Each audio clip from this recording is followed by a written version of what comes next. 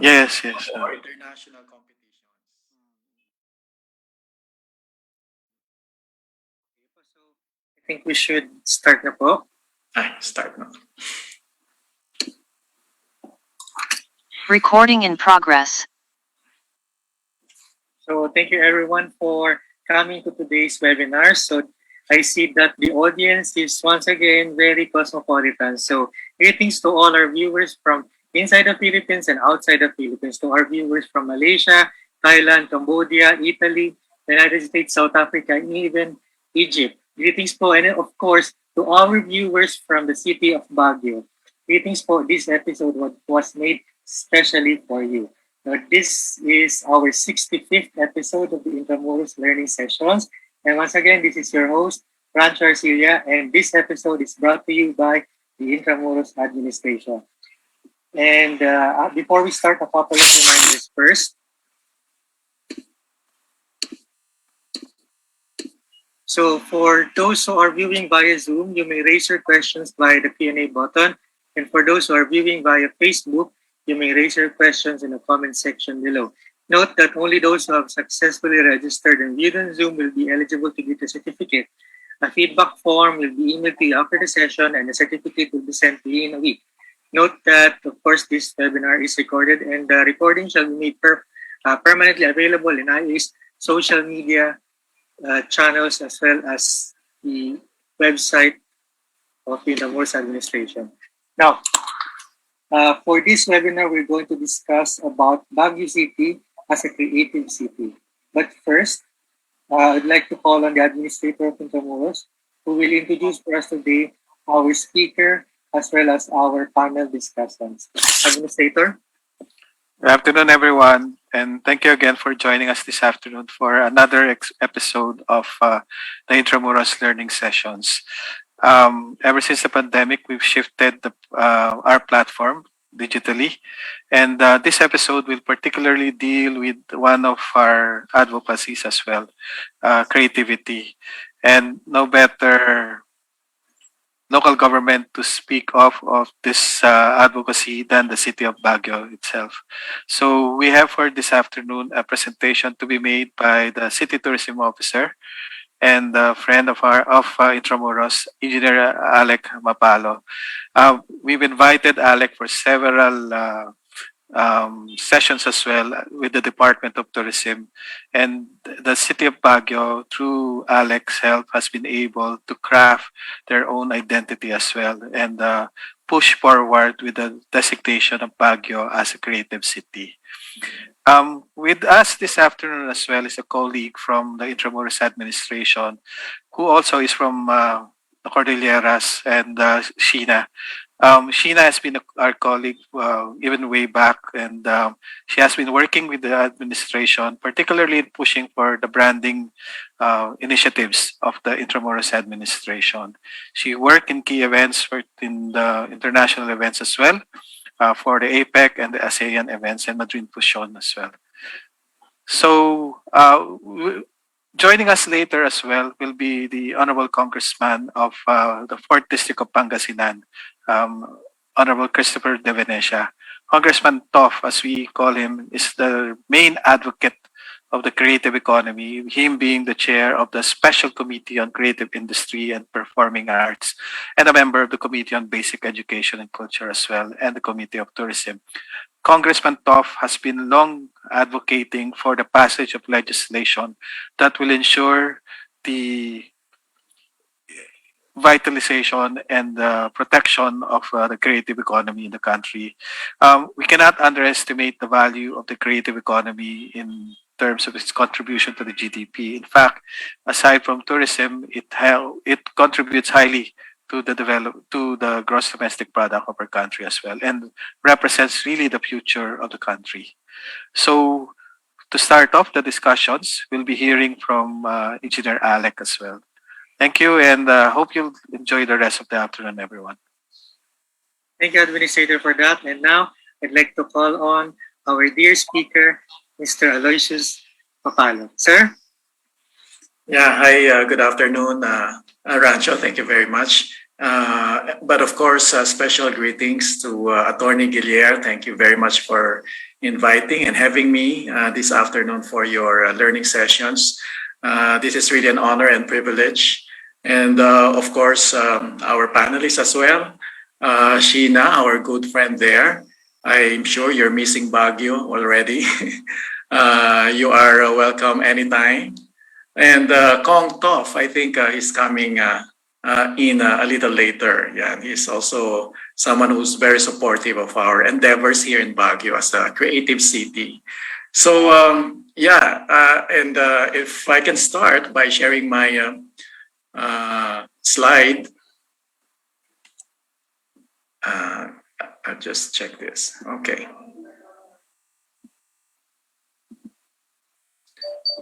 Okay. There you go.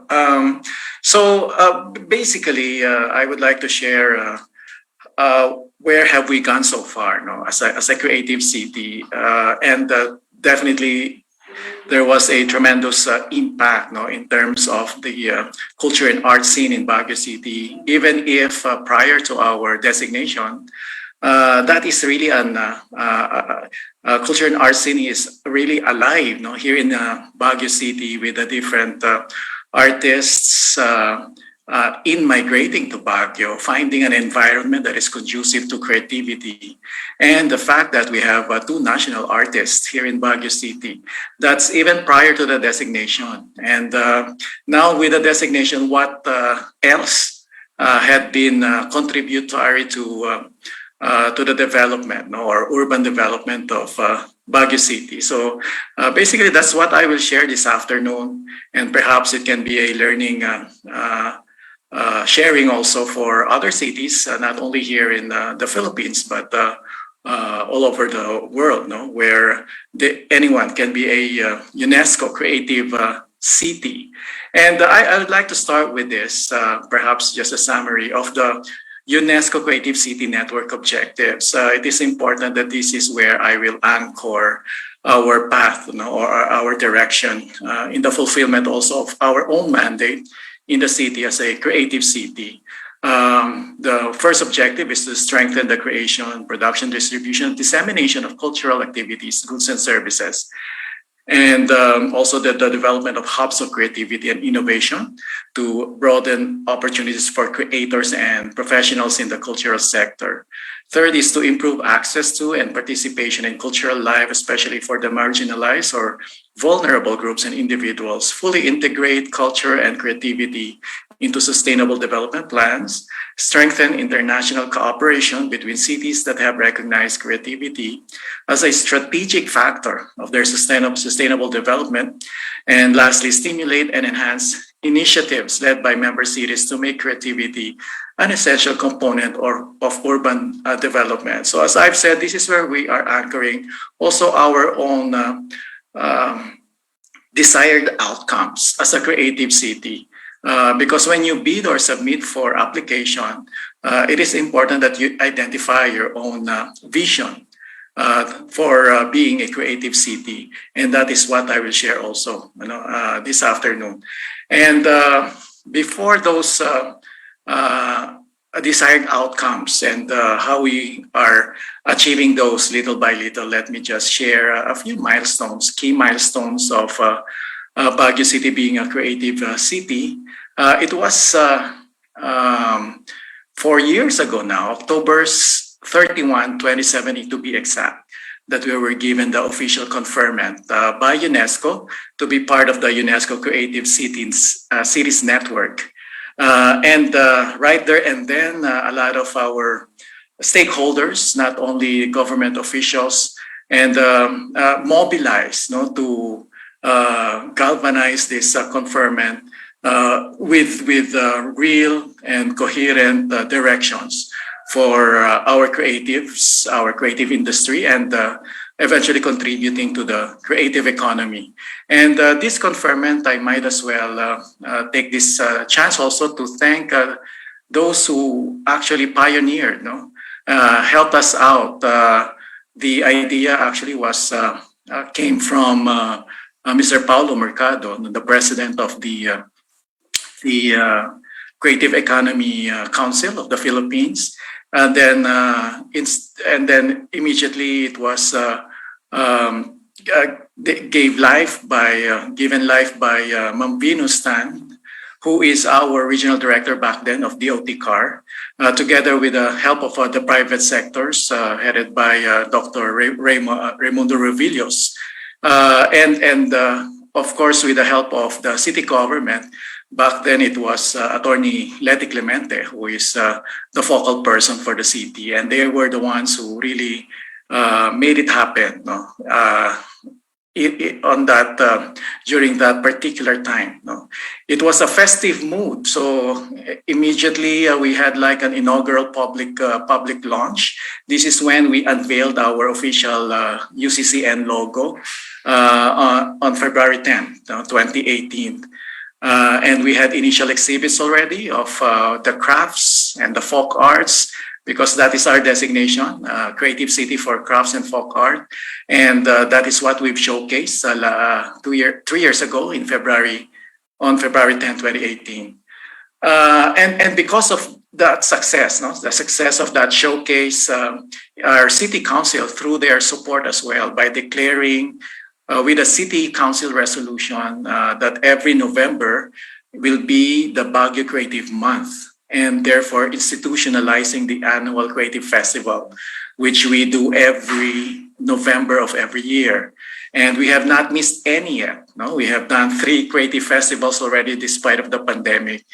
That is the reason why we held the first one immediately after 2018, November of 2018, the very first Creative Festival.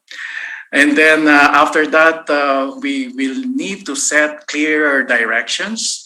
So we had a planning workshop for the creative sector. We called everyone on March 22, 2019. And those are what I will present, as a matter of fact, the outcomes of that workshop and the key result areas where we want to achieve specific outcomes for. And I just mentioned that we held 3 creative festivals already. It's 2019 and 2020. 2020 actually saw a different kind of innovative festival because it's amidst the pandemic. We have to do it hybrid. And it was only a few months back when the City Council again, through an ordinance, created the Creative Baguio City Council, which is a quasi-government organization that will now spearhead the implementation, the planning, the organization of different activities and initiatives towards the attainment of our objectives as a creative city. And these milestones are spread out through the different projects and programs that will help us achieve or attain the outcomes of these 6 KRAs. And they are listed, summarized here: strengthened and diversified creative showcases and festivals. That's one. And the second KRA is developed creative hubs and the Baguio Creative Circuit. Third is established strategic partnership with sister UNESCO cities. Fourth, establish effective communications platform. Fifth, develop the capacity of creatives and mobilize resources for the creative city initiatives. And 6, establish and strengthen institutions and organizations for creative governance. So I'll go into the details of how we have gone so far with regards to these 6 key result areas or outcomes that we want to achieve. Starting with the first, strengthen and diversify the creative showcases and festivals. We have an existing festival, which is the most popular, I believe, the Panagbenga Festival. So immediately after our designation, they adopted a theme, celebration of culture and creativity. And this is a manifestation of how the whole community is starting to move towards helping each other in attaining our objective and galvanizing that identity of Baguio as a creative city. So that was in 2018, and even up to 2019, there were special features of the creatives in the conduct of the festival. Unfortunately, we have to suspend the festival in 2020 during the pandemic. No? 2 years in a row, we did not hold any Panagbenga festival. But as I mentioned earlier, one showcase festival is, another existing festival no, is the Mangantaku, which is more on leaning towards gastronomy. Because one of the things that really came out is the active participation of as much as many creatives beyond the crafts and folk art. No, so and since we have a really unique gastronomical offerings here in Baguio, particularly because of the influence of Cordillera cuisine, with the help of Department of Tourism, we institutionalized in 2019 the Mangantaku Cordillera Food Fair. So that's one of the existing festivals that is focused on gastronomy. And we also held one that is hybrid last 2020. And as I mentioned, no, since we are talking about diversified showcases, we created through city ordinance an institutionalized creative festival. And as I mentioned, we've had 3 already. So we started with initially, we had the name of the festival as Entakul, which is a conglomeration of 2 words. Intaku meaning come, join us, and cool, being the climate of Baguio City. And that was the first in 2018, and we held that for the whole month of November of 2018. And in 2019, we changed the name of the festival to Baguio, which eventually will become the permanent name of the festival. Baguio means from Baguio. So this is really a name that defines who we are as a city, as a people, in terms of creative industry or creative economy. That's why the tagline there is made in Baguio, proudly made in Baguio. And 2020, of course, saw a different implementation of the festival because of the pandemic. It's hybrid, but nevertheless, we still did a good run of the festival. And to give you a glimpse, I would like to show you a short video of the highlights of that blended hybrid festival of Baguio 2020.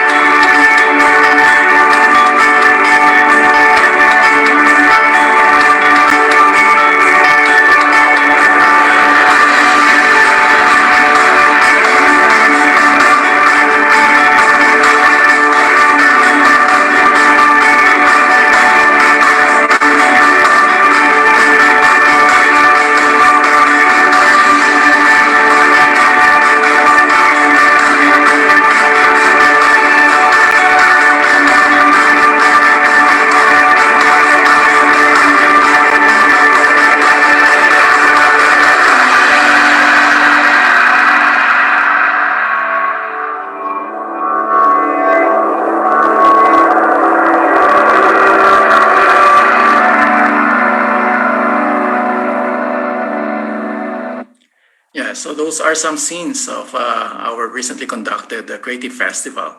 But we initiated also two new festivals, even with the pandemic, and this time around catering to different group of craftsmen. First are the filmmakers. So we did the Montañosa Film Festival, graced by no less than TPB COO, Mama Antoinette Aliones. She joined us during these festivities, and a new one, which is reflective of our identity as a city of flowers. So we did a floral sculpture competition during May, May being the month of flowers. So that's the Sabsabong Timayo. And we held it also the same year. So these are new festivals that are catering to the new set of creatives for Baguio City and even outside Baguio. Some private-led festivals are still ongoing, and we lent support from the city government and other agencies, the Tamawan International Arts Festival and the annual Baguio Gong Festival. Of course, there are private museums and galleries that sustain the arts and craft showcases and exhibits on their own. The Bencap Museum, Tamawan Cultural Village, Volcas Art Gallery, Ililika Artist Village, Cafe by the Ruins, Darnay Demetilio Art Space at UP Baguio, Pasacalye and Bookend, Villa Romana, and 23 Sampaguita, which is just launched recently. And one of the more successful showcases are those that actually had the opportunity for selling and trading. And one of those is the Mandeco Kitu of Baki, or the Baguio Arts and Crafts Collective Incorporated. And just during this pandemic alone, it was held 3 times. I think the first one here must be 2020, and more than 1 million, reaching up to 2 million in November. In terms of sales for the craftsmen. So even amidst the pandemic, there were opportunities for our craftsmen to earn for themselves, not necessarily relying on the relief, but still doing their trade where they are good at. TTI also continued to do Impakapsat. No? In 2020, they did a virtual Impakapsat featuring goods from the entire Cordillera region, including our craftsmen in Baguio City. And with the virtual implementation, they actually even had a sales of 3.5 million. Comparing that to the previous, it's almost the same, except in 2019, they had more than sales at 14 million from Baguio exhibitors alone. So that's a whole lot of help for our craftsmen during the pandemic. The DTI of Baguio CAR and the city government also helped in inaugurating, putting up the Auto Hub. We never had that in Baguio until only in 2019, in support also for our craftsmen. And these are a summary of sales for the 3 years. And even during the pandemic, Baguio City Auto Hub was able to have garnered 504,000 of sales for our craftsmen. We started even as early as last year, and particularly during this pandemic, a Session Road Sunday Showcase, where the craftsmen are also featured very well in this activity. We close Session Road for pedestrians, and there are small booths that features local products and artists and craftsmen. And this is a help for MSMEs, those who really don't have a facility for selling. And look at how we were able also provide the sales for our craftsmen and local products. From 2020, when we started during this pandemic, up to June of this year, that's a total of 9.3 million, benefiting more than 2,000 MSMEs, individuals. So along with this KRA1, as part of our mandate in revitalizing urban renewal through sustainable economic opportunities and growth, and creativity being the driver, our local artisans and craftsmen really found opportunities with the help of both government and private sector. through this strengthened and diversified creative showcases and festivals. Moving to KRA2, develop creative hubs and Baguio Creative Circuit. Let us start with the UP Baguio, having the Museo Cordillera and Teatro Amianan really created a space now for creatives to showcase and to incubate their art. SLU St. Louis University has a CIRIB Center, which is a technology-driven assistance for new innovations in terms of design and fabrication. Even University of the Cordilleras has its own innovation and nurturing space. Also technology-driven when it comes to design and startup technologies. Berkeley School also has a museum and gallery, and as a matter of fact, hosted the last Mandeco Kitu, now a new creative hub for manufacture and showcase of products and creative crafts. The Baguio Convention Center previously is now called Baguio Convention and Cultural Centers, being a home for cultural activities. We hosted the interlinked contemporary art gallery during the November Creative Festival. Sunshine Park, looking at open spaces as our alternative during this pandemic for providing venue for artists and craftsmen, and such is a success for our artists, and that is one thing that they would like to do more often. Thus, this video that I will share.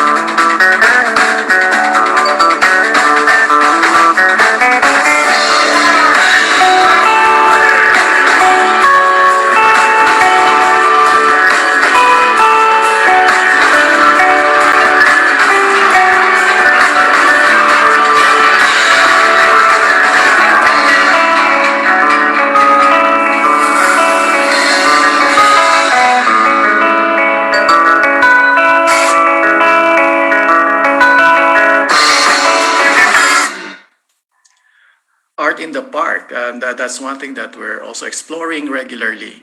But our private galleries also became hubs themselves, where they also feature other artists. They can also have their own mentorship with our national artists, like the Ben Cap Museum by our national artist Ben Cap, and also the Tamawan Cultural Village has become one venue where artists and craftsmen develop and create new artworks, new crafts. They have their own gallery, even with a good environment that can really inspire, rooted from Cordilleran culture. The Ililica Artist Village as well, by this time our national artist Kidlat Tahimik, and a unique architecture that houses several booths, several concessions by artists themselves. And they even went to creating gastronomical offerings for visitors They have their food booths as well, creating different cuisines uniquely at the Ililica Artist Village. Future development as a creative hub and a creative circuit, we are looking at the Dominican Heritage Hill. That building at the left is the old Diplomat Hotel, now abandoned. So a retrofitting will be necessary to really develop it as a creative hub. But they are already, with the help of professors from University of the Philippines, Diliman, they gave us a proposal on how this can be developed and improved as a creative hub. Another future development is the Maharlika Livelihood Center. Notice that this is also a heritage site, being the old stone market that we had way back in the 20th turn of the 20th century. And now it's a livelihood center, and it will eventually, once the city can renovate this, eventually become a showcase of an incubator for creatives doing and showcasing their crafts and products. So in this KRA, we have existing private creative hubs even before we are designated, but this time now more invigorated with the establishment of even the academic institutions' own innovation and creative incubator. So that's really a big compliment for the existing creative hubs that we have. And couple that with the government's opening up of public spaces, development of old buildings as creative spaces, and this time around really much more creativity and innovations can be nurtured and can be sustained. Going to KRA3, established strategic partnerships with sister UNESCO cities. We are very active in attending internationally because this is one of those commitments that we have to promise the UNESCO, attending international meetings and conferences with other Creative Cities Network. But of course, during the pandemic, travel has been restricted, so we did online. And as a matter of fact, previously last July, I also presented one of our best practices during the pandemic, how we were able to build back better through culture and creativity last July 2021. And recently also a meeting with Chiang Mai as hosts. And this time a sectoral meeting for those under crafts and folk art, which is a cultural economic conference. And these kinds of meetings are where we are able to benchmark, and where we are able to also learn from other sister creative cities. We ourselves hosted our own international conference on Southeast Asian crafts and folk art, and spearheaded by University of the Philippines, Baguio. And during that time, this was 2 years ago, prior to pandemics. That's why many were able to travel as far as Malaysia, Thailand, Laos, Indonesia, Taiwan, Japan, India, USA, UK, Canada, and Australia, participating in this international conference and seeing our showcases, because this was also timed during the Creative Festival in November of 2019.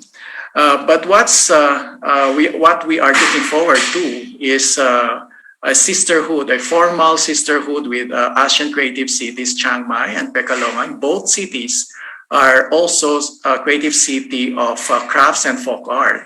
And for Chiang Mai, we already endorsed our intention. For Pekalongan, it is actually them who reached out to us. So we received their endorsement for us to be a sister city with them.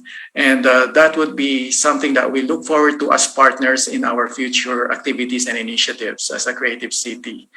So these kinds of international partnerships really pave the way for learning and benchmarking in the pursuit of achieving our own goals for sustainable growth in the creative industry, as we also start to undertake the role as a model and mentor for other cities in the country, and in support of the creation of the recently launched Philippine Creative Cities Network. And this is the initiative also of COMTOF. And we are glad that he's joining us also this afternoon. Under KRA4, established effective communications platform, we found this really something that's very important and necessary. We started, because it is the most popular medium now, social media platform. We have a Baguio Creative City FB page. Since the pandemic, we had a big jump from just 2,000 followers to 9,000. Well, because that's the way to go now, digital following, because we cannot travel yet. And we have a total reach of 92,000, engagements of 14,000. These are just recent. And we already received 424 page reviews.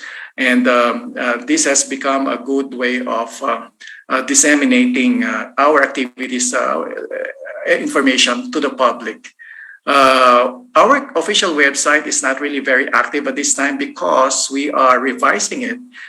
We would like to make it this time an e-commerce platform or module for Baguio Creative. So in the near future, we are targeting November this year as our launch for the new Creative Baguio website and featuring e-commerce or a selling and buying platform of our crafts and folk arts. While we are still amidst the pandemic, I think that is the best way to go for now. But what is important in our communications platform now is that we have an open and regular engagements from the government with the creatives and private sector. At any time, our private sector, our creatives can reach out to our very own mayor, and he himself engages with them so that we can have an open communications line and therefore mutually agree and mutually have the same direction, have the same vision for what we want to be as a creative city. And those gaps previously, in multi-sectoral engagements and public awareness on the plans for the creative industry in Baguio has now been bridged by the use of technology and the traditional town hall meetings with no less than the city mayor, Benjamin Magalong, as I've shown earlier. Now, looking at KRA 5, developed the capacity of creatives and mobilized resources for the Creative City initiatives. Here, this is where we are banking on a lot of our partners for the continuing capacity building and development of the creatives. And prominent here is University of Philippines, Baguio, and BACI, the private sector-led organization of creatives. DTI CAR and the DOT CAR are really very helpful, and they've already delivered since 2018 capacity building seminars on product development, design thinking, branding, packaging, promotions, marketing, and even museum management. And recently by online, there was also this design thinking seminar organized by BACI. And aside from that, there was also a workshop held last November, and I will show you a glimpse of that workshop.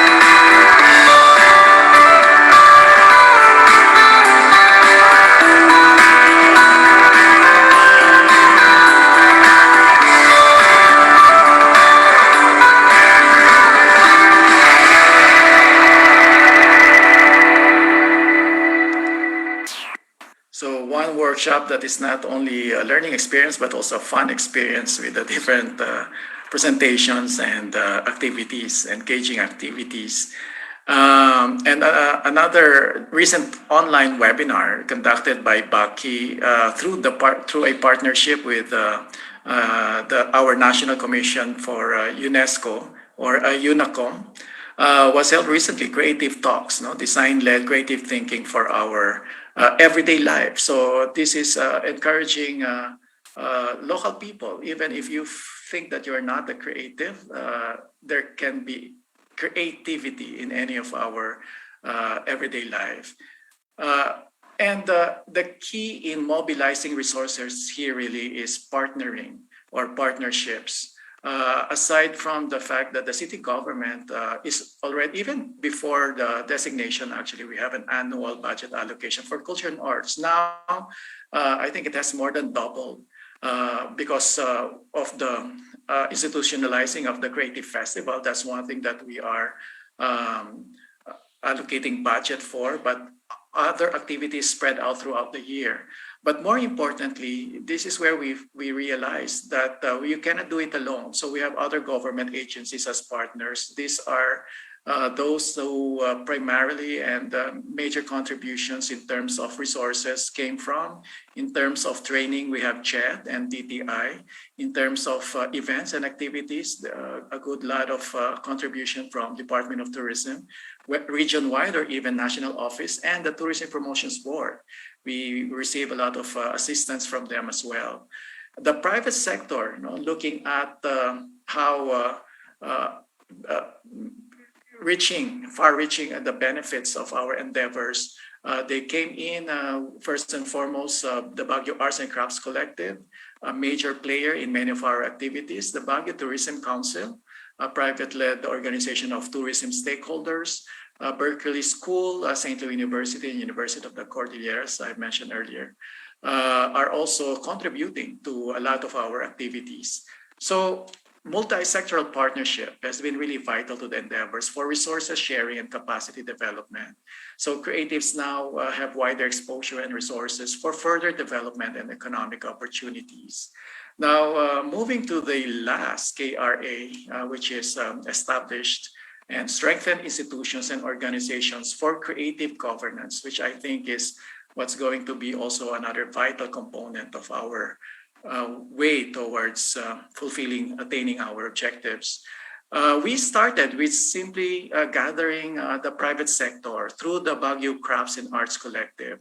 The government, well, of course, it's not organized as a creative council. So we highly depended on the private sector. So this is an NGO also supported by the government, organized in 2017. This is just a month after we were declared a creative city. That's how fast, our creatives got excited and mobilized themselves. So from then on, they have become a major private partner in carrying out multi-stakeholder strategic initiatives of the city. But from the government, the city also took its duty by heart. In 2019, our mayor issued an administrative order establishing the Creative City Desk at the City Hall. So we have now a coordinator for all Creative City initiatives. And then immediately after, there was the executive order creating the Council for Baguio Creative City. So this is a precursor to the city ordinance, so now supported by our city council through an ordinance just recently. This is now the ordinance creating the Creative Baguio City Council, which makes the council now a part of a law that will be supporting all creative city initiatives, a local city law or ordinance, and supported by our own city council here. And that city council recently just had been formalized through an oath taking of the members and the officers. And our mayor is acting as chair of CBCC. And Dr. Robilios here is, I think, is one of our audience as well, serving as co-chair. So even with this, it is really, a partnership, no, between the city and the private sector for really driving towards the attainment of our goals as a creative city. And because of this time long-term commitment has been sealed, no, with the institutionalization of these organizations, so that we can be ensured that we can attain the goals that has been set for the Baguio City as a creative city, and the sustainability of its impact to the creatives, to the city in general, and to the country, especially that the PCCN is now established as well, and we would like to be a major player in the many activities of PCCN, or the Philippine Creative Cities Network. So as a conclusion, there are just three things. It is important that we have a clear vision of where we are directed, where we want to go. And this should be communicated very well with all the stakeholders. Communication is also key in adhering to the same vision. Everyone is at par and at the same pace of the mandate and the objectives that we are setting for ourselves as a city. And this cannot be done by the government alone, the private sector alone, the creatives alone. So partnerships are really vital. This is one lesson that we've learned while it was really difficult at the start, but everyone just got excited. How everyone got excited? Because we were able to create an environment of enlivened culture and arts. You just provide that environment, you nurture that environment, and you will see magic. Everyone will just have their own initiatives, and then starting to support each other, and then bringing them, of course, in many our organized activities without discrimination, without a lot of effort from our creatives. And that is how we are able, not fully, but at least much of what we would like to attain as a creative city is starting to really take shape and are being attained. So lastly, I would like to show you how Baguio City really, even before its designation, is a creative city with its own people, the lifestyle, having this urban cosmopolitan vibe still with a ethnic small town feel. That's what makes Baguio a creative city, even before this designation, and now further galvanized by the designation of UNESCO.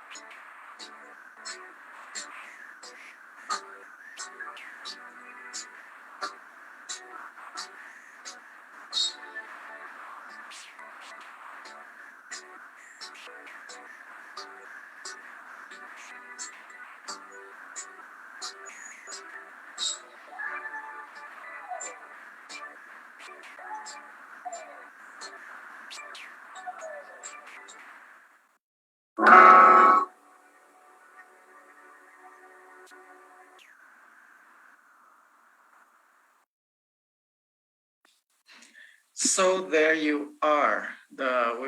We are proud from the Creative City of Crafts and Folk Arts, Baguio City. We hope to welcome you all back again here after travel restrictions.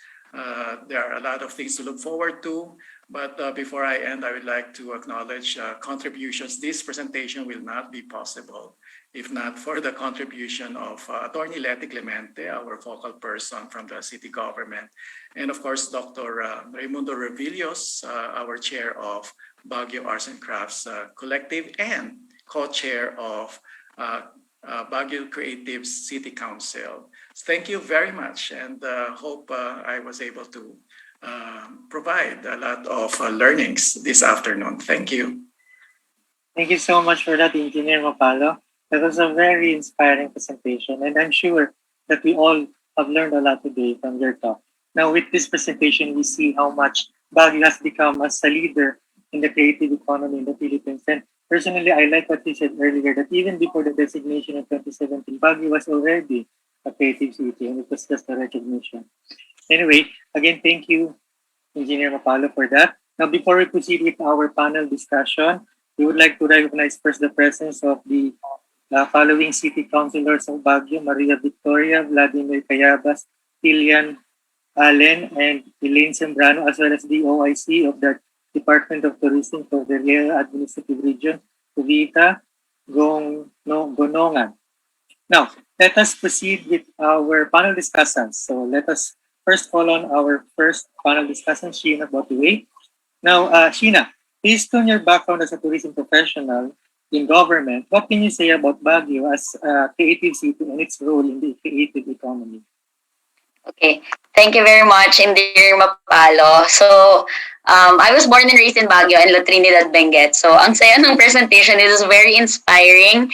And yeah, I guess I would say that I'm living proof that Baguio indeed has been a creative city because it's my exposure in creativity and culture and arts and history in the city that made me want to work for the Department of Tourism for almost a decade now. So like grade school pa lang kami, andyan sina Tatay Kidlat, andyan sila sa school namin.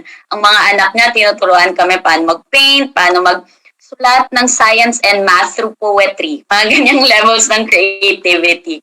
So, growing up, I really saw how fast the changes has been. And Intramuros, I started working in Intramuros in 2017. And same as the City of Baguio, it was also sina Sir Paulo Mercado of the Creative Economy Council of the Philippines who pushed Intramuros to be a creative city. And you really see, I would like to emphasize what Engineer Mapalo said earlier, the importance of government to trying to coordinate everyone involved and really talking to the right people to be the right partners in empowering the creative industry.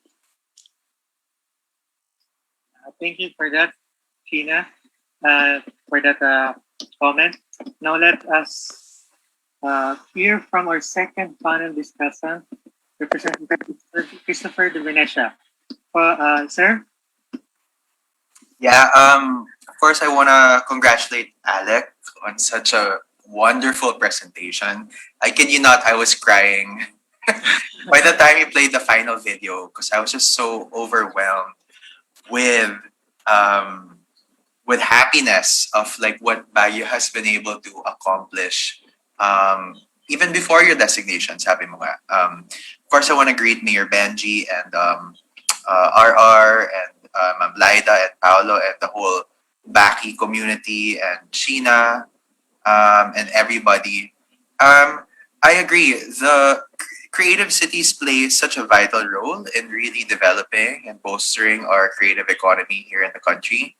Right now, we are championing policies on the national level to be able to institutionalize a framework in which to develop this particular sector. We're creating a governance mechanism so that there's an agency that will coordinate programs in service of the sector, but also drive strategic development for all the sectors that comprise the creative economy. And we have other initiatives as well, but none of these are going to be as effective if there's no buy-in from the LGU. it's really the LGU that works with the grassroots creatives. They're the ones who really tap into the verve of the community. And that's why we had a congressional hearing a few months ago, which is an information session on the UNESCO Creative City applications. Of course, taking our cue from Baguio and Cebu and what you guys have accomplished so successfully, eruditely, even before I myself got to know this advocacy. And from that information session that was attended by about 33 LGUs through the League of Cities, and of course, I have to really acknowledge Bing Leonardia of Bacolod City and his team, Edie Veron Hitosis and Fidel Pamintuan, who really followed through with their commitments to really support this advocacy. So this hearing became a proposal for a Philippine Creative Cities Network, which was mentioned earlier by Alec, and this PCCN has since grown to now include, I believe, 17 member cities, and we have an information campaign and a try to bolster its membership in succeeding webinars with all 146 cities in the Philippines. It'll run from next month to about February. So those who are attending who have close ties with your respective cities, I hope that you can maybe exert some political pressure on your mayors to join this network because it's really meant to be an information and knowledge sharing mechanism among cities so that those cities that are interested in pursuing creative strategies like Baguio did and successfully does will be incubated to go to the next level. And those cities that are already on the cusp of becoming a UNESCO Creative City and maybe just need a little push from something like a Baki or a Paulo Mercado, or in this case, the PCCN itself and the entire network, can really put in the work of that data gathering that's so difficult to do. And Butch Karungay always has a handful to say about how Cebu really exerted a lot of effort in collecting all of that data to support their applications. And of course, with Unicom, they're endorsing 2 applications every other year. But then again, I latch on to what Alex said that, you know, a UNESCO Creative City designation is sort of like a legitimization from the outside world. But then even before that, Baguio has already been so strong. And I think the legitimacy and support ultimately needs to come from its own citizens and from our own people. And that's why we're really passionate about really institutionalizing this Philippine Creative Cities Network through the Creative Industry Bill, but even before the bill becomes law, already through launching the program and just really opening the eyes of our local chief executives and our local councils to the beauty of the creative economy and how that translates to post-pandemic recovery and resiliency. There's a lot of literature on this already, albeit international, generated by UNESCO, being done in other countries. But we're starting to see some cities here in the country really look into their creative economy as a potential strategy for, like I said, recovery and resiliency. Of course, Baguio is leading that charge, Cebu as well. We hope here in Dagupan City we'll be able to do the same. And yeah, I look forward to having more inspiring presentations from other focals in other cities, like what Alec did for Baguio, because the Philippines is just so beautiful, and we should experience more of that. Thank you for that, sir. Engineer Alex, would you like to respond to our panel discussants? Yeah, thank you very much. And well, first with comments of Sheena, she just emphasized how just being immersed in the environment of creatives, the designation is just a validation, but even without that, you are in an environment where you can be creative and innovative. And that's what Baguio has. It's kind of unique on its own, no? Aside from the climate, of course, because it's a popular destination because of still having that ethnic cultural diversity with a small town feel. It's like still being in the rural, but at the same time, you have that cosmopolitan vibe. No, you have both merged together, and you can see we've seen how the locals, Sheena might attest to this, how the locals have been open to such diversity. And even foreigners acknowledge that. We have friends here who actually already are staying here as migrants, from the US and Europe. And noting that they chose to reside here in Baguio because of the culture. It's something that inspires you to create more. And as I've said in my conclusion, a culture and art scene really can just drive any kind of initiative or innovations.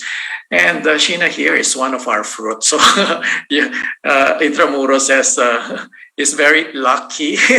Attorney Guillermo is very lucky to have Sheena. And many others. And we have also tourists. We'll just want to have that kind of immersion. And going back to their localities fresh with new ideas. And hopefully, that is actually one of those that we would like to develop further, the creative tourism, immersion in the creativity process. And that will lead me to the advocacy of COMTOF, because Baguio, as well, you've mentioned it also, that we've seen it with this innate attribute already of being creative. The residents and the environment itself inspires creativity even before the designation. And we've seen how this can be the catalyst for a more sustainable urban development.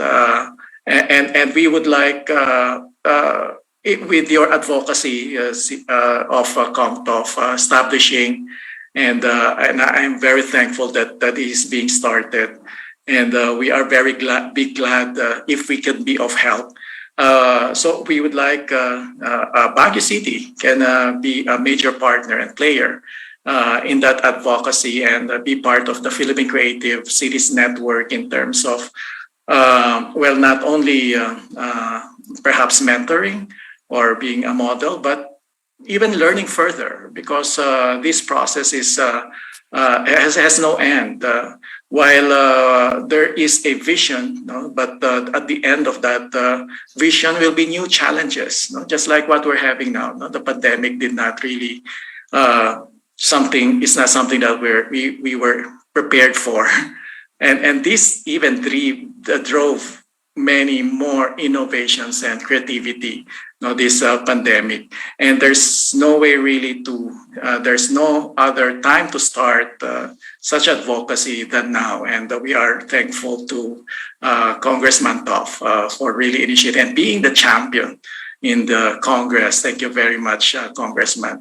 And yes, perhaps that's just the formula.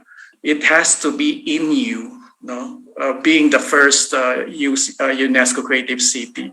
It just has to be in you. Culture and arts really is a natural asset or attribute.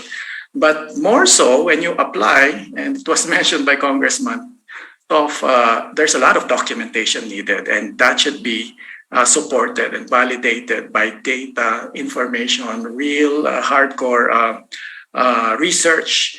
And that is where UP Baguio played a big role as well, and DOT, Department of Tourism, providing us with the data and of course the economic profile from the LGU. These are the ones that really provided a good package, but that package will not be as worthy if there is no truth in it. No, if it's not innate in you, if it's not in you, so that is where we can help, perhaps nurturance first, nurturing that attribute for the local governments or for other cities, and then the packaging comes in easier after providing such environment that is conducive, for creativity and innovation. So thank you very much, Ina and Komtov, and hopefully we'll see you again soon. And you're welcome here in Baguio City. No, you're an hour and a half away. I look forward to I know. You're in the Gupan po. Yeah, I look forward to my next visit. And sorry, I'll have to log out in a bit. But if anybody has any questions, you can message us on Facebook. Our Facebook page is Christopher de Venecia CDV, or our Instagram. If you have any ideas that you'd like to explore, we can connect you with a network of resources. And before I log out, of course, this is an Intramuros administration spearheaded event. So I have to give my salute to Admin G, who is amazing.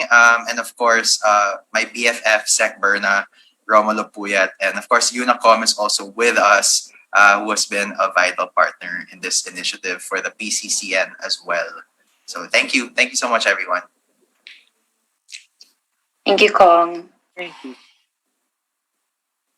Thank you, Congressman De Venecia, and thank you, Sheena, and thank you, Engineer Mapalo, for that very lively discussion.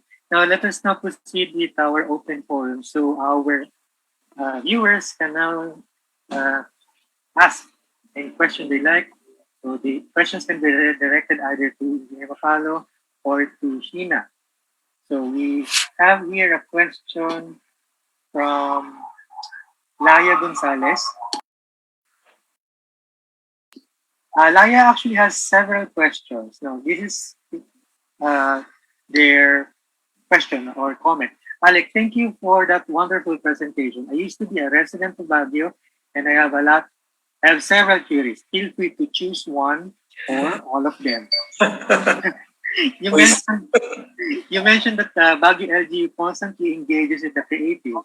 Based on the LGU's experience, what are some of the barriers you encountered or reasons why creatives do not engage? Aside from gross sales, are there other benefits offered by festivals and events to creatives? Are there common gaps or hurdles that you noted in your post-implementation evaluation of projects? And who are the key actors at the local level who cooperated with the Creative City bid? So, how were the CSOs involved? What were the challenges in cooperation? How are the members of the Creative Baguio City Council selected, etc., etc.? So, sabi po niya, feel free to choose one or you can answer all. Yeah, that's in the Q&A button for your guidance. Yeah, that's really a lot. I'll start with the first LGU engaging with the creatives, and if there were barriers we encountered. I think yes, there's no perfect engagement. I will have to admit that the first times, initially, there were a little antagonism. No, I think it's normal for, especially looking at private people looking at government services, government expenditures, government projects.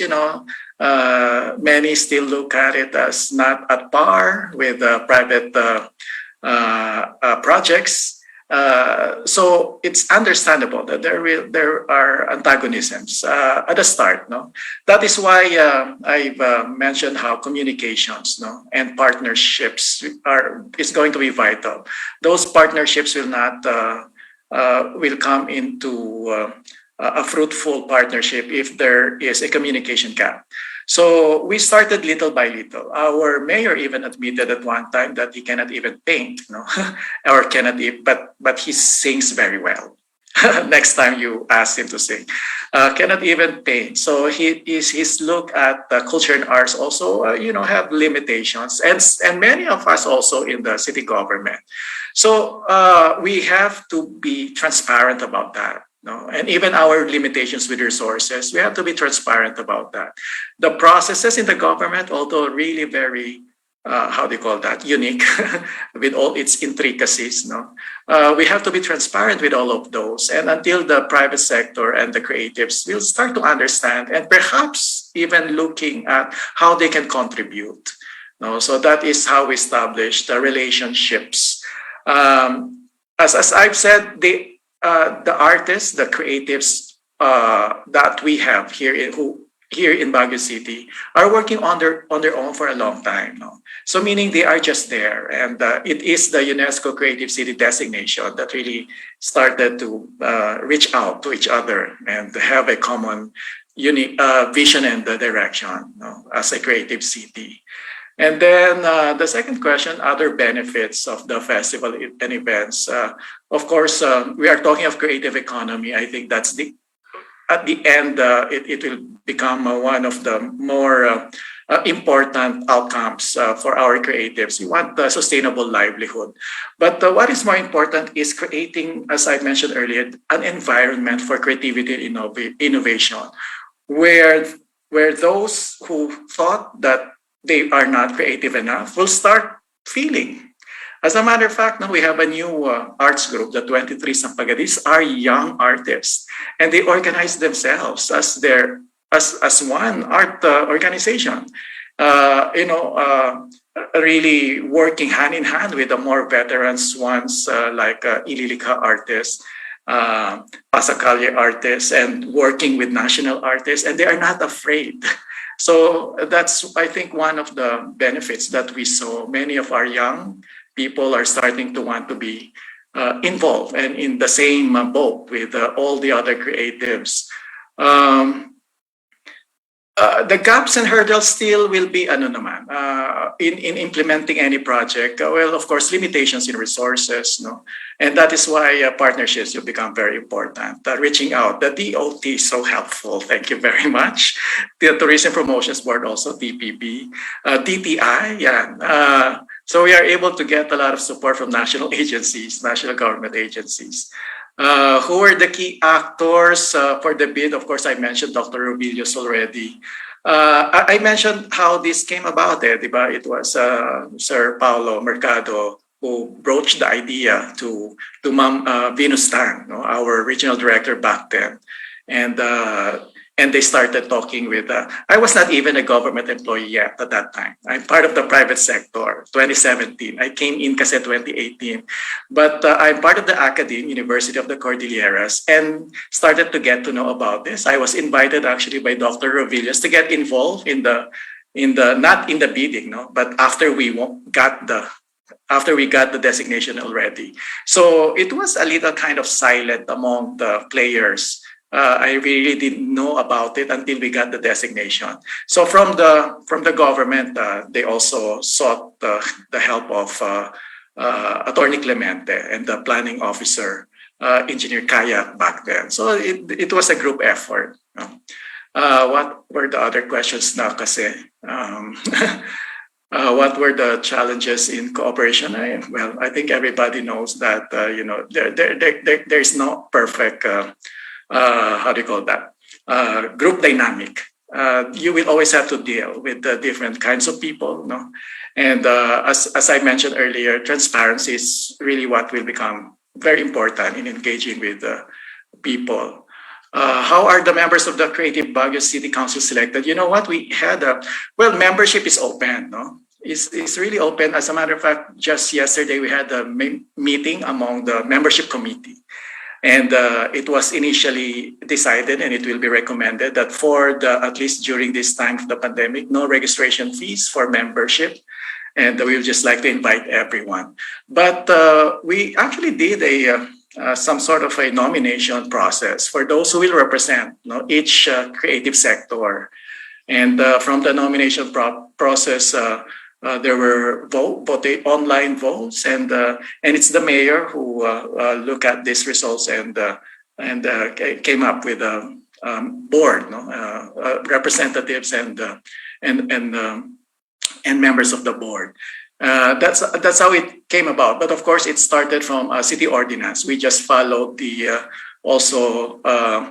provisions in the ordinance as how we should set it up. The organizational setup was also there in the ordinance. So it has become easy for us. Yon, what are the other questions?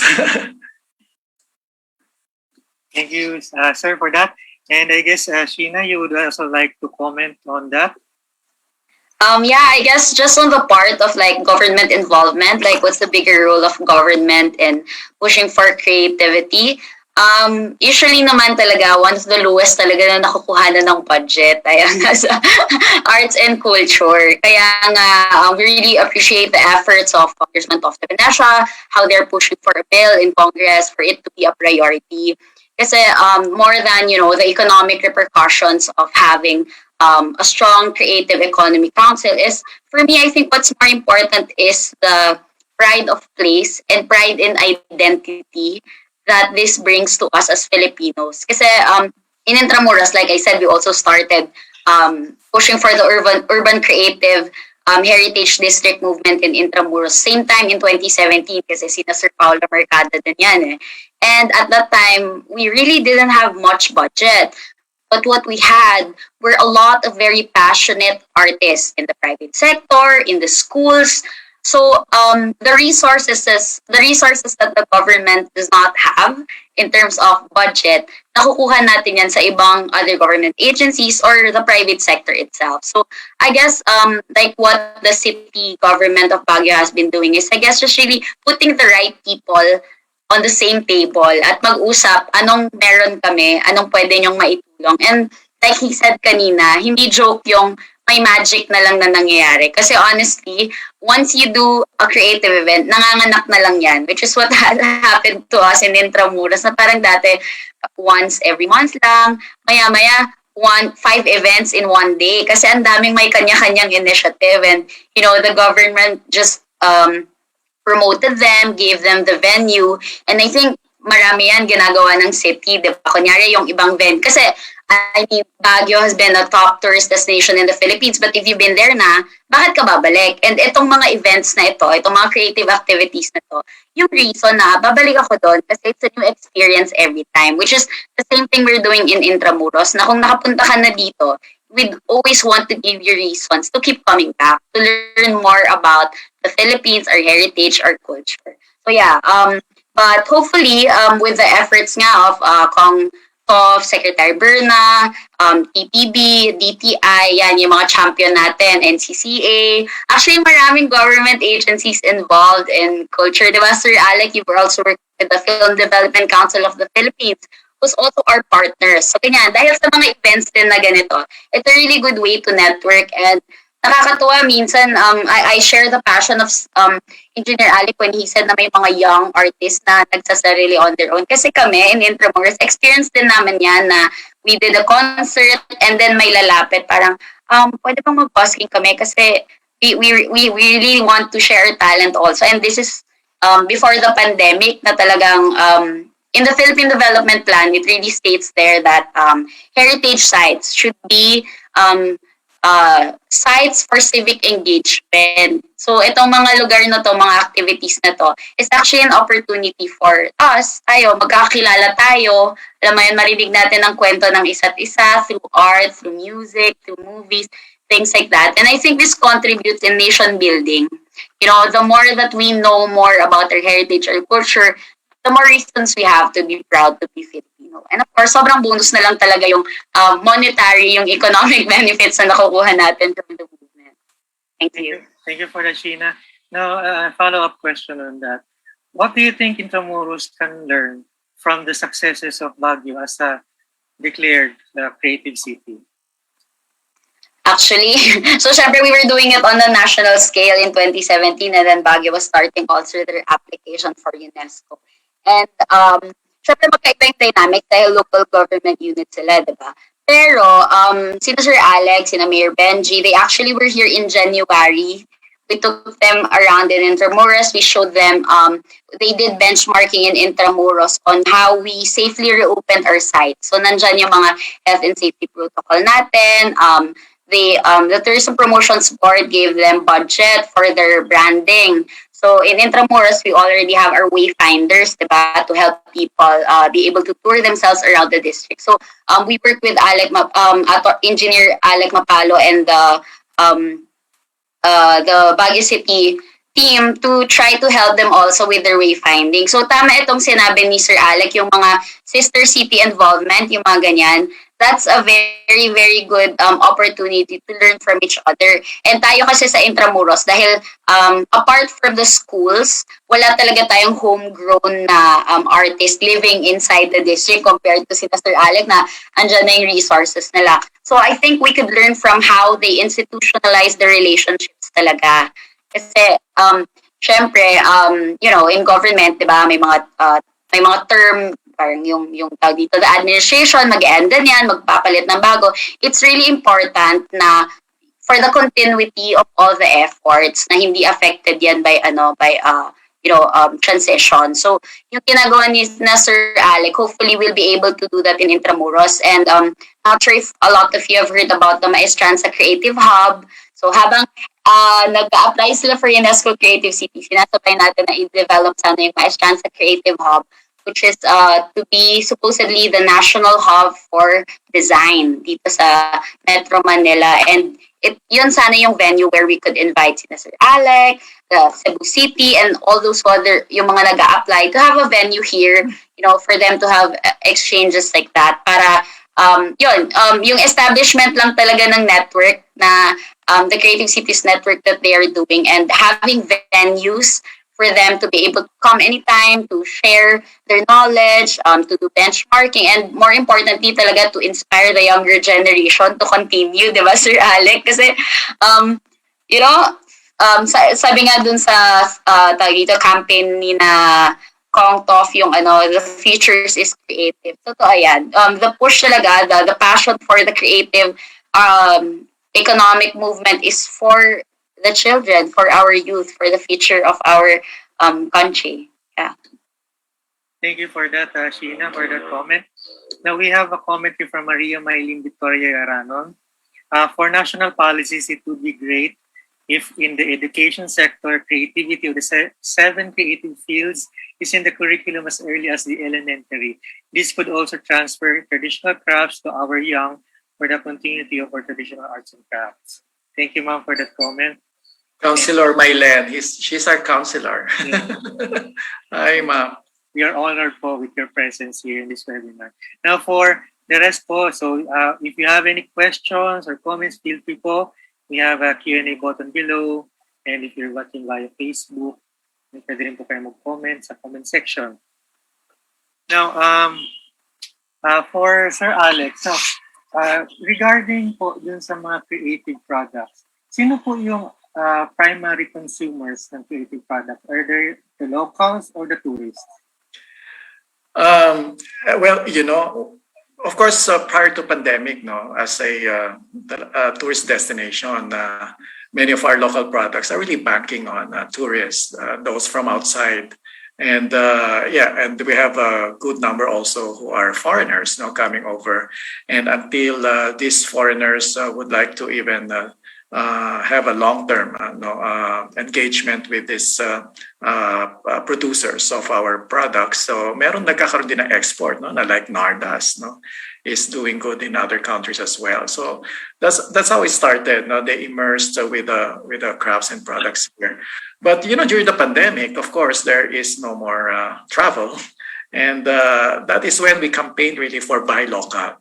And surprisingly, many of our residents are starting to rediscover what we have here. No, they forgot that we have pala the everlasting flower. Kasi sunflower na ang sumikat, no? You know that, Sheena, pag graduation, may everlasting flower tayo. Ngayon, puro sunflower na. So, there are now growers of everlasting ulit, no? And many of the crafts, because there are innovations of the products now, especially handicrafts, no, and sculpture. And because of these new offerings of our creatives, our locals are starting to be amazed themselves, and interbuying or even creating their own. Parang naging trading among ourselves, and there's no way to really cope and recover from this pandemic except to help each other. So that's how it's happening until we're having we're reaching out again, no. But this time with online and e-commerce, and as I've said, this November we will launch the e-commerce platform for our creatives. Yeah, that's you have to when you talk about market, you have to always understand who they are coming from and how to reach them. And this pandemic taught us really a lot, no, in having to re-establish relationships with your market. Yeah. Thank you for that, sir. Now, how do we, speaking of tourists, no, and tourism, how do we strike a balance between conserving the authenticity of the intangible heritage behind the creative economy versus the commercial demands of tourism?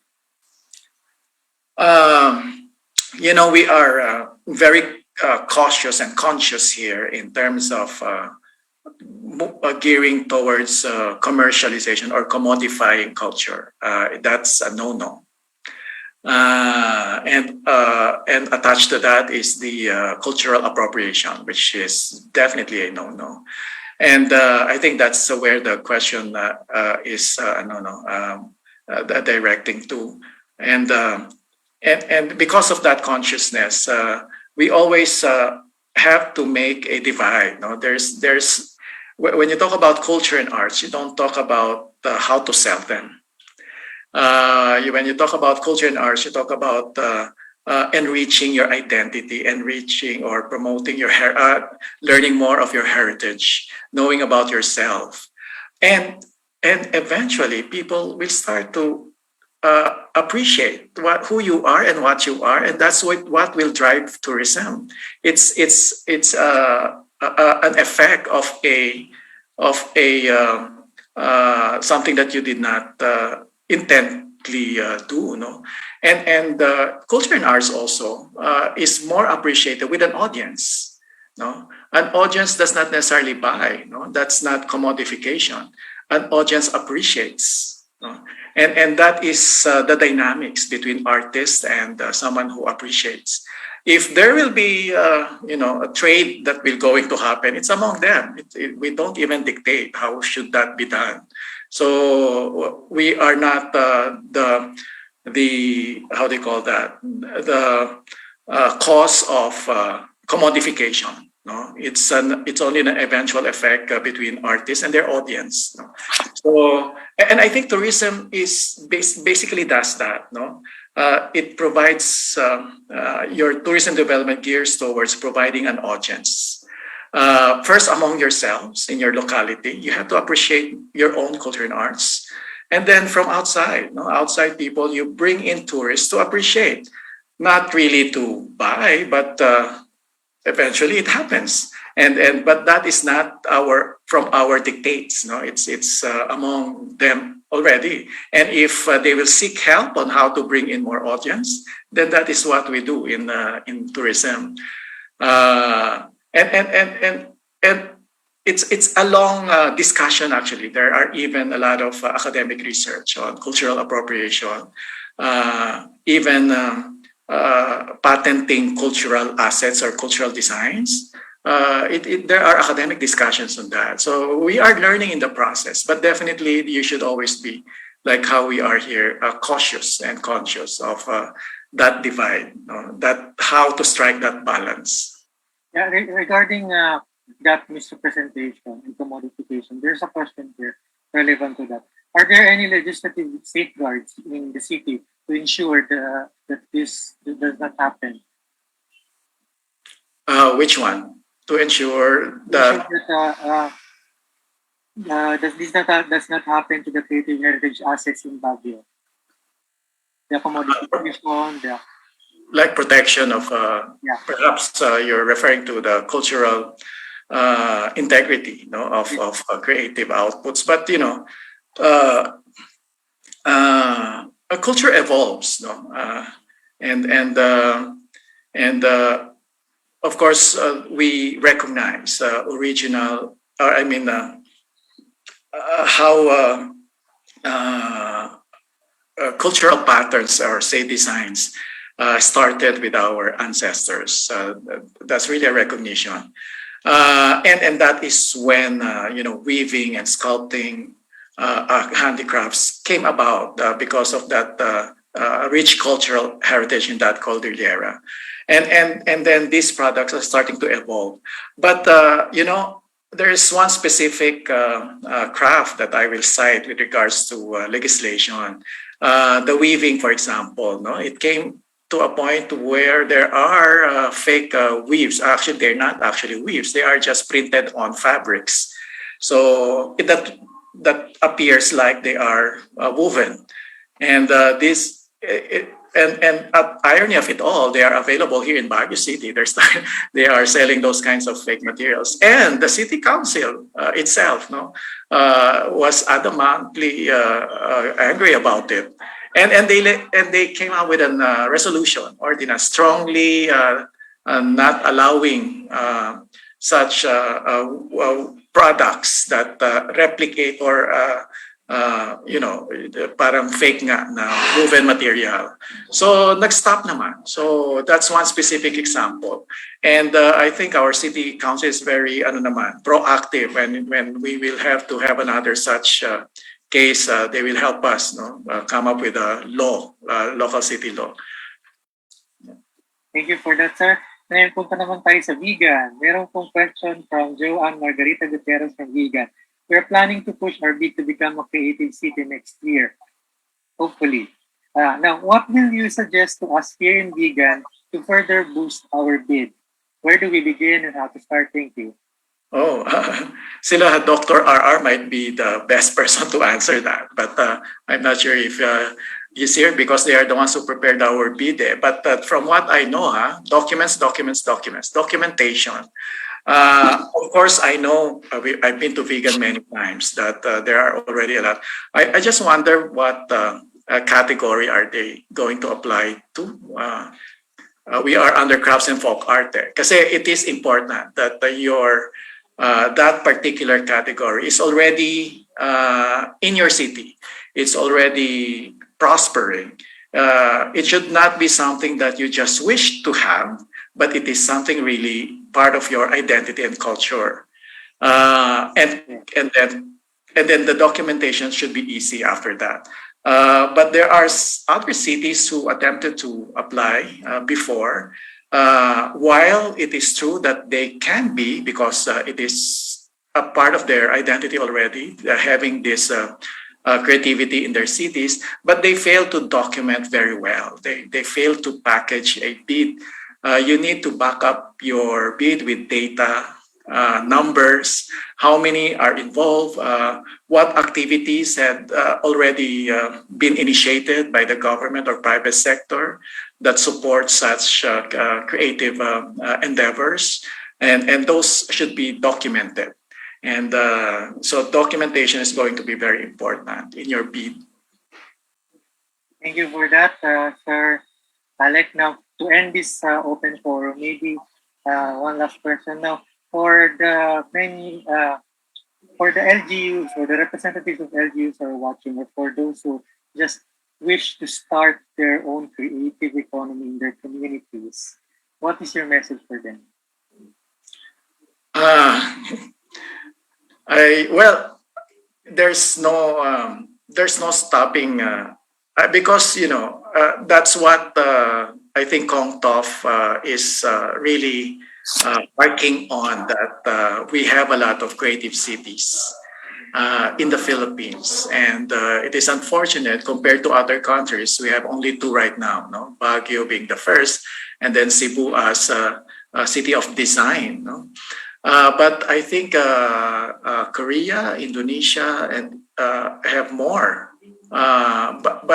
You know, Kong Tov is saying always that it cannot be like that because we have a lot of creative cities. So that means it's already there, and it should not. It should be the start in gathering together documents or proofs uh, uh, well, first people to help you out, because sometimes the government cannot do it alone. And that's our experience, to tell you honestly. It's not the city, no, it's not Baguio City who did all the documentation. No, as I mentioned already, Dr. Rubilios, you have to find a champion in the private sector as well. And they might even have more documents, especially in the academe. Academe is a powerful partner here. They've had several researches. They probably profiled already creative sectors. Those will come in handy in packaging your bid. But for those who are starting to have a creative or capitalizing on the creative industry, I think nurturing the city, with an environment, enabling an environment for creativity, that's the start. If you're just starting yet, and this can come from anywhere. It doesn't have to be the government, and sometimes it can start with a small community. And then it can go from there. And if you can identify that already, you start nurturing it and you seek support, as mentioned by Sheena, not only from the local government, but national agencies as well in nurturing that space. And while you are doing that already, it is important that you document it, so that you can also package a bid, a viable bid, as to become a UNESCO Creative City. There, I hope I helped. I was able to help. Thank you for that, sir. Now, before we end, I'd like to promote our social media channels. The Intramuros administration is online. So we are available in Facebook, Twitter, Instagram, and YouTube. And for those who came in late or for those who missed this episode, do not worry because this episode is recorded. So we are going to upload this talk in our YouTube channel and on our website. So don't forget to hit the subscribe button. And of course, feel free to share. And now I'd also like to promote again our page at the Google Arts and Culture. Just key in Intramuros Administration. And of course, I'd like to promote our next talk. So this is episode number 66. So we're going to have this on September 3, 2021 at 3 p.m. So we're going to talk about the literary landscape of Intramuros with Jeffrey Yap. Right. So, Sir Alec and Sheena, do you have any last final words you'd like to say? How about you, Sheena? We would like to thank Sir Alec. He's one of the busiest people I know working in Baguio City right now. But thank you for sharing your time. And it's always inspiring to hear from you all the time. Honestly, when I see your social media pages, parang nasa ibang planeta yung Baguio ngayon. Ang daming nangyayari despite the pandemic. And it's always really inspiring. Hopefully, kami then soon will be able to do events like that. Ingit ako sa outdoor film screening ninyo, sir. But yeah, hopefully we'll be able to visit soon and see how the wayfinders are going. I guess just a little bit of a shout out kasi this is one of the episodes na very noticeable na sobrang daming students from the Polytechnic University of the Philippines. I hope you got inspiration from this, and since you're close to Manila, hopefully in the future, pag pwede na, we can allow you to come up with your own creative projects and events, and we can allow you to do it in Intramuros, diba? Para, yun nga, yung sabi ni Sir Alec, very important ang academe sa pag-build ng environment of creativity. Ayan. Maraming salamat again, Sir Alec and John Rancho. Thank you po, Sheena. And now with you, Sir Alec. Would you like to say some final words? Yeah, I would just like to really, while you are thanking me so much, I take this as really an honor and an opportunity. Sabi ko nga kanina before I think started that this is actually like a diversion for me from the many things that we're doing here, sharing and having a fun conversation with good friends and more importantly to our audience and I would like to thank them as well. You mentioned a lot are students and that is nice to know. And shout out to you as well. Our friends from Baguio and the creatives from Baguio, I think they also came in to watch or participate. And of course, the support from the City Council. I never thought that they would also watch and participate here. I didn't see who they were, but yeah, thank you very much. Our City Council, this is one thing that is not a dividing issue between executive and legislative. In terms of creativity and innovation, all one and united. That's one key also in pursuing your aspirations for the city. So thank you very much for the honorable members of our city council and the rest of the members of the audience virtually online. Rancho, thank you very much. And of course, Admin Attorney Gillier, we miss chatting with you already face to face. And hopefully it will happen again soon. You're welcome. Here in Baguio, we're a little stricter now because of the, but we're still allowing tourists, but with requirements. No? But unfortunately, not from NCR yet, because you're still under MECQ. We allow only from GCQ and MGCQ areas for now. So hopefully by November, yeah, that will be our next Creative Month Festival, and we're already starting to prepare for it. We can be more relaxed with our travels, perhaps, and you are all invited. But we count those who are coming in, so medyo limited pa, not the pre-pandemic numbers muna. But again, thank you very much. It's been an honor and a privilege. Hope to see you again next time. Thank you very much and good afternoon again. Thank you po sa lahat na nag-attend and see you in our next episode.